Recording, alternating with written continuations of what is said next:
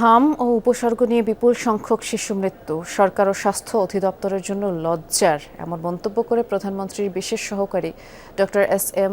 জিয়াউদ্দিন হায়দার জানালেন, টিকাদানের আওতায় এসেছে ১০৪% শিশু।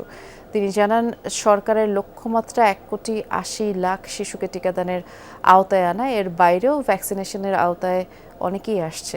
জানান, সরকারের টিকাদান কর্মসূচির জন্যই হামের সংক্রমণ ও মৃত্যু স্থিতিশীল অবস্থায় রয়েছে। দুপুরে স্বাস্থ্য অধিদপ্তরের ব্রিফিংয়ে তিনি আরও বলেন, অত্যন্ত রুগ্ন অবস্থায় রয়েছে দেশের স্বাস্থ্য খাত। বছরের পর বছর অবহেলার কারণেই এমনটা হয়েছে। স্বাস্থ্য কাঠামোর প্রাণ হলো প্রাইমারি হেলথ কেয়ার।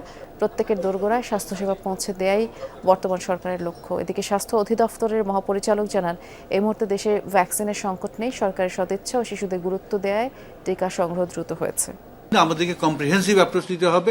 শুধুমাত্র ইমিউনাইজেশন না, এটা তো থাকবেই, তার সাথে এই বাচ্চাদের এবং মায়েদেরকে তাদের পুষ্টি মান বাড়ানোর জন্য আমাদের ন্যাশনাল প্রোগ্রাম নিতে হবে, যাতে ভবিষ্যতে আমাদের এই ধরনের মৃত্যু আমরা প্রিভেন্ট করতে পারি। হাম রুবেলা টিকা গ্রহণের পরপরই কিন্তু এর অ্যান্টিবডি তৈরি হয় না। এই তৈরি হতে কিন্তু 3 থেকে 4 সপ্তাহ সময় লাগে, এবং সে কারণেই আমরা আশাবাদী যে শীঘ্রই আমরা আমাদের যে হামের যে সংক্রমণ কমে আসবে।